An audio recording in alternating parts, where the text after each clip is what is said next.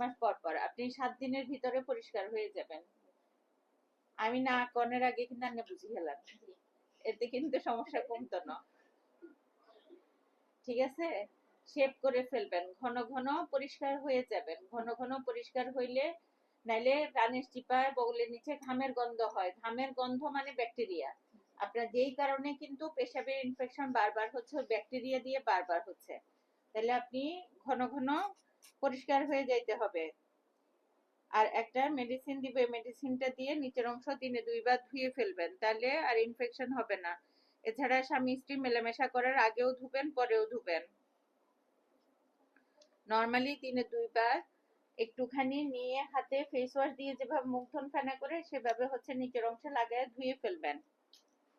দিনে 2 বার ব্যবহার করবেন, ঠিক আছে?